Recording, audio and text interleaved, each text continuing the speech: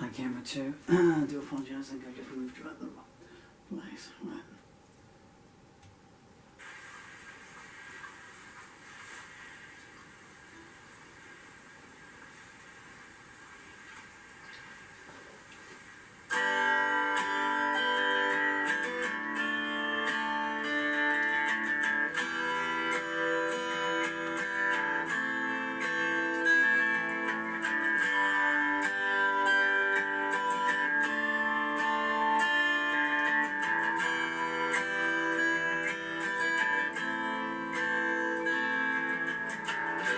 Don't take so long to pierce the night's veil, and the birds only have a dirge to sing. Another empty morning with a black-eyed tail and dark portents of what the dusk will bring. Sunlight tendrils glide through the broken blind, slaying shadows in a motel room, trying to stroke warmth onto a mascara-rivered face, as if to apologize to having to leave so soon. Juliette stares unblinking at the ceiling. She knows the day is just midnight's calling card. She's gone past thinking and trying to forget feeling. These days those things show her scant regard. Tommy comes in whistling from the shower, throws her clothes into her face and finger clicks. Come on, get dressed, check out time is in an hour. I ain't paying extra 'cause you've been sick. Through her unswollen eyes she gazes at him, the boy she loved become a man she hates. Endings never match the way the stories begin, and her burnt out soul holds a pain that never abates.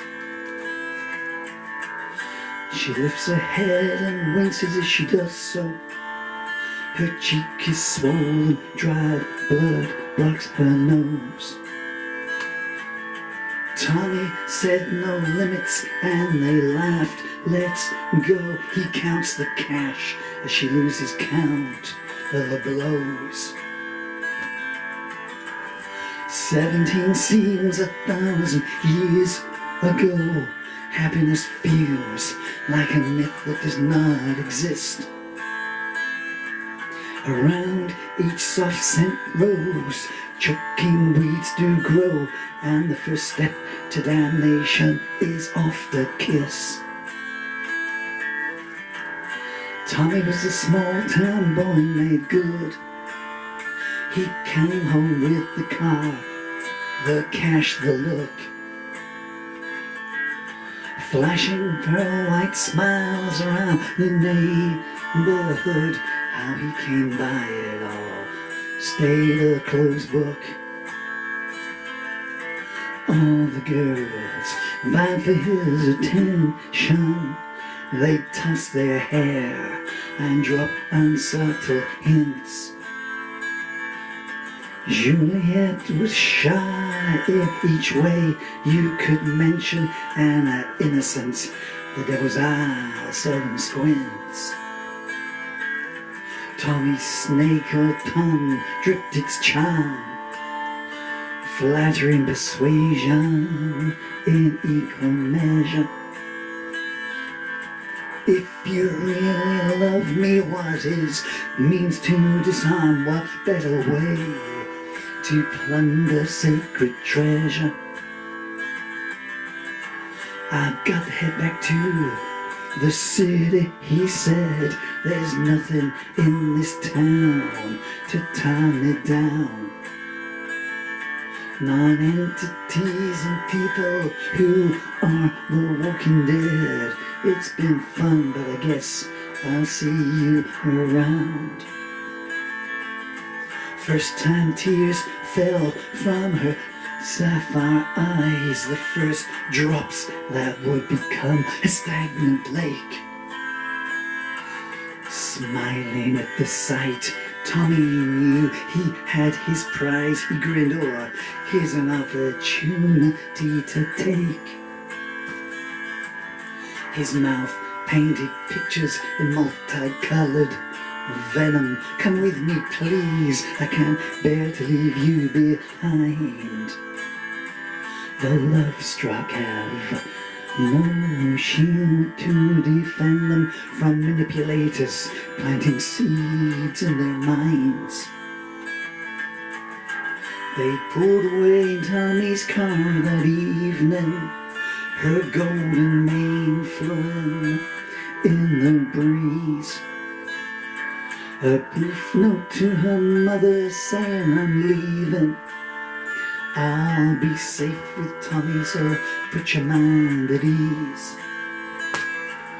I promise I'll write you when we're settled. I'm sure I'll have lots of exciting things to say. Each night she rereads that note, now worn and crumpled. She hasn't heard a word from her daughter to this day. Tommy's panache did not match his dwelling, a one-room cold water place down by the docks. It's only temporary, he would keep on telling. We'll soon have a place that doesn't need so many locks. She'd lie in his arms and sigh adoringly. I feel so safe, secure and happy with you. I know you'll always be there to care for me. Be with you is a dream come true. He would never tell her what he did for money. Each time it arose, the subject would get changed.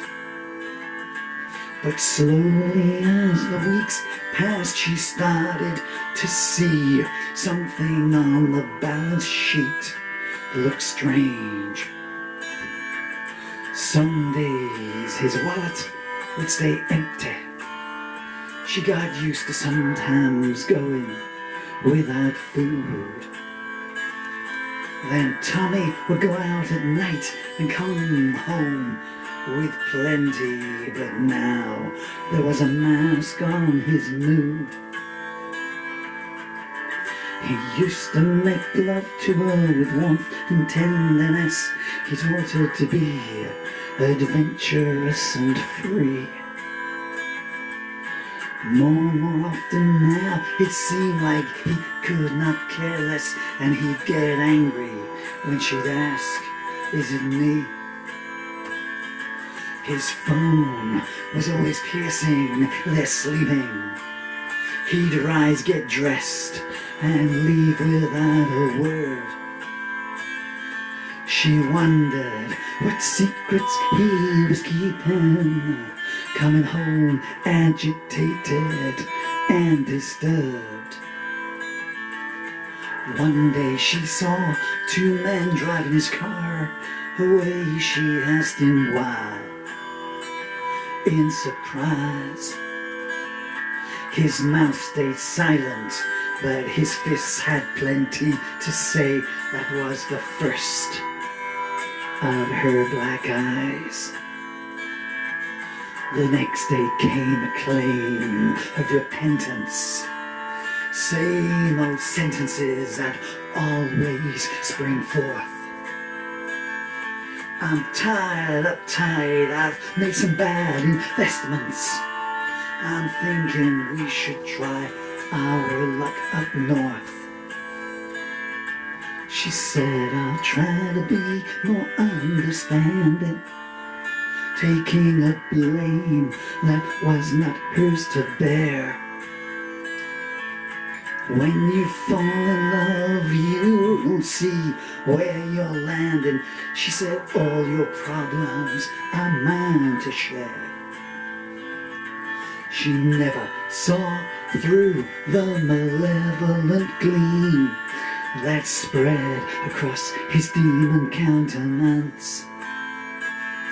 A lifetime from now she'll recall that it seemed to be the moment he dropped all the pretense. Things were keeping on getting tighter.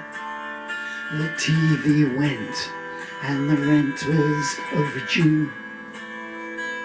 When she went to the corner shop, her fingers were getting lighter. Steal or starve, which one would you do? Wake up, sleepyhead, she heard him whisper. Have you forgotten? You're 18 today. These are for you, he said, and kissed her. Flowers, perfume, and some high-range lingerie. She threw her arms around him and hugged him. I love you, Tommy, always and forever. I'm glad you said that, my darling. There's something I want us to do together. He passed her the gift bag and said, put these on for me. She blushed as she viewed the boudoir apparel. When she was dressed, he said, now pose provocatively. I've brought us a camera as well. Oh, Tommy, no, I couldn't. I'm too embarrassed to do that. I thought you loved me, he responded. The words hit her harder than a slap. Anything for you, she said hesitantly, and curled herself on the bed. He barked, I've been waiting here patiently. Now prove to me you mean what you said. He told her how to position herself as the camera clicked incessantly. After capturing her from all angles, he said, I want something else. Expose your inner secrets for me. She wanted to refuse, but she did not dare. He smiled and said, show me what you've got. More than her emotions were being laid bare. Still she glowed with pride when he groaned, oh, you're so hot. She glided seductively in satin unlace to the delight of her lens-eye paramour. She said, please, darling, don't show my face. One look told her the request was ignored. Don't worry, angel, these will stay private. I just want to document how beautiful you are. Undressing, he said, now let me prove it. You're the best thing in my life by far. 2 weeks later, Tommy's pretty flush, the bills are paid, and he's got a new set of wheels. Juliette asks him, puzzled, where did you get this cash? He shrugs, I got lucky on some business deals. That reminds me, I hope that you like this. He passes her a bracelet inscribed, I love Juliette. She gasps, it's beautiful, and slips it on her wrist. So you, he says, don't you ever forget. The good times seem to be getting better. They moved to a new apartment, paying 2 months in advance. Tommy brings some new friends around who act like they've already met her. She hears one saying something about a school dance. The next night Tommy grins, I'm feeling spicy. From a bag he produces a student's uniform. He says, put this on and entice me. Loads of Karen orders, show me where it's warm. Things start to settle into a routine. Tommy gets more distant even when he's home. Some nights he walks in wired, and then he gets real mean. Her teenage dreams are starting to corrode. One Sunday morning, she goes for a walk to women pass her, and she thinks she hears her name. She asks, do I know you? I thought I heard you talk. One hisses, have you no sense of shame? Juliette walks away uncomprehending, arrives home early and catches Tommy by the bins. In his guilty hands, all the letters home she thought she was sending. Naivety falls and reality begins. I know your mother hates me, he stammers, and I thought she'd try to come between us. Juliette can't hear, and all that matters is that she's surrounded by the shards of shattered trust. She thinks long and hard about leaving, but he deals his aces, charm and remorse. By the time he's finished, even she's believing she's the one who steered their love off course. 1 month on, and things have gone awry. Tommy's luck seems to have slid downhill. She hears him on the phone saying that powder has run dry, and I can't pay what I owe with a packet of pills. His voice descends into a murmur. It's hard for her to make out what he's saying. Something about a good little earner and a fast learner, or she'd better start praying. She feigns sleep when he returns. It's no longer the only thing she feigns in their bed.